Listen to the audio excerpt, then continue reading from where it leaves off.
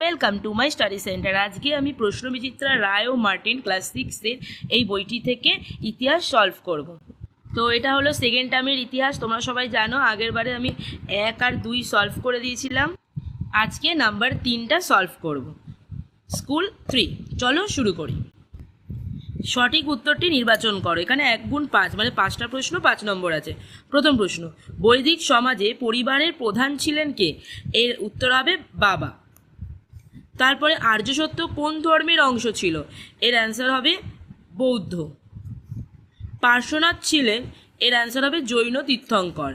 গৌতম বুদ্ধ জন্মেছিলেন? এর অ্যান্সার হবে শাক্য বংশে। বোধি কথার অর্থ? এর অ্যান্সার হবে জ্ঞান।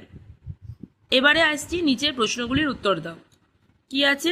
1 গুণ 11, 11টা প্রশ্ন, 11 নম্বর। ঠিক আছে। প্রথম প্রশ্ন, বেদের অপর নাম কি? এর অ্যান্সার হবে শ্রুতি। পরের প্রশ্ন, ইন্ডিকা গ্রন্থটি কার লেখা? এর অ্যান্সার হবে মেগাস্থিনিস।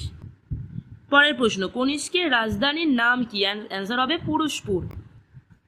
পরের প্রশ্ন, শ্বেতাম্বর গোষ্ঠীর নেতা কে ছিলেন? অ্যান্সার হবে স্থূলভদ্র। পরের প্রশ্ন, রামায়ণের রচয়িতার নাম কি? এর অ্যান্সার হবে বাল্মীকি। পরের প্রশ্ন, সত্যকাম এর গুরু কে ছিলেন? এটা হবে ঋষি গৌতম। ঠিক আছে। তারপরে আসি 7, দক্ষিণ ভারতের একমাত্র মহাজন পদের নাম কি? অ্যান্সার হবে অসমক। পরের প্রশ্ন, মেগালিথ কি? বড় পাথরের সমাধি। পরের প্রশ্ন, জৈন ধর্মের মোট কতজন তীর্থঙ্কর ছিল? এর অ্যান্সার হবে 24 জন। পরের প্রশ্ন, বেদাঙ্গের সংখ্যা কয়টি? এর অ্যান্সার হবে 6টি। পরের প্রশ্ন, চন্দ্রগুপ্ত মৌর্যের রাজধানীর নাম কি ছিল? এটা হবে পাটলিপুত্র। 3 নম্বর প্রশ্ন, নিচের প্রশ্নগুলির উত্তর দাও। 2 গুণ 2, দুটো প্রশ্ন আছে, 2 নম্বর করে 4 নম্বর। প্রথম প্রশ্ন, কুষাণ সম্রাটরা কেন নিজেদেরকে দেবপুত্র বলতেন? এটা সহায়িকাতে পেয়ে যাবে 116 নম্বর পাতা। কুষাণরা আসলে চীন থেকে ভারতে এসেছিল। প্রাচীন চীনে সম্রাটরা নিজেদের দেবপুত্র বা দেবতার পুত্র বলতে। তাই এই কারণে হয়তো চীনে সম্রাটদের অনুকরণের কুষাণ সম্রাটরা নিজেদের দেবতা পুত্র বলতেন। পরের প্রশ্ন, ত্রিপিটকের কটি ভাগ ও কি কি? এটা তোমাদের বইয়ে 73 নম্বর পাতায় পেয়ে যাবে। দেখো, ত্রিপিটকের 3টে ভাগ, সূত্র পিটক, বিনয় পিটক ও অভিধম্ম পিটক।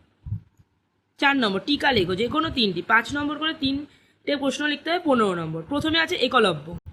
একলব্য তোমাদের টেক্সট বুকে 59 পাতায় তোমরা পেয়ে যাবে। তারপরে আছে অশোকের ধম্ম, এইটা তোমাদের বইয়ে 85 নম্বর পাতায় পেয়ে যাবে।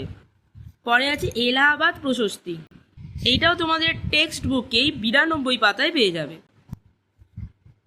তারপরে লেখা আছে ত্রিরত্ন, এইটাও তোমাদের বইয়ে 74 নম্বর পাতায় পেয়ে যাবে।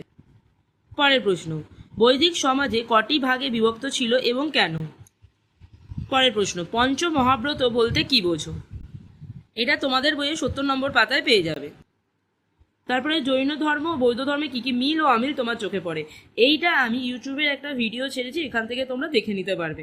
আমার চ্যানেলে প্রবেশ করে তোমরা দেখবে ওখানে জৈন বৌদ্ধ ধর্মে মিল ও অমিল লেখা আছে। লাস্ট প্রশ্ন, মৌর্য সম্রাটরা গুপ্তচর কেন নিয়োগ করতেন? মৌর্য সম্রাটরা প্রথম গুপ্তচর নিয়োগ করেছিল। গুপ্তচররা সন্ন্যাসী, ছাত্র, ব্যবসায়ী, ভিখারিণী প্রভৃতি অনেকে ছদ্মবেশে ধরে কাজ করত। গুপ্তচরদের মাধ্যমে সাম্রাজ্যের সব খবর সম্রাটের কাছে চলে আসত। নিয়োগের কারণটা কি? একটা হলো সাম্রাজ্যের বিভিন্ন প্রান্তের খোঁজখবর আনা, অচেনা বিদেশি বা সন্দেহজনক লোকের ওপর নজর রাখা, আর একটা হলো রাজকর্মচারী ও রাজপুত্রদের ওপর নজর রাখা। আশা করি 3 নম্বরটা তোমরা করে নিচ্ছ। তো আবার পরের ভিডিওতে দেখা হবে। আজকের জন্য টাটা।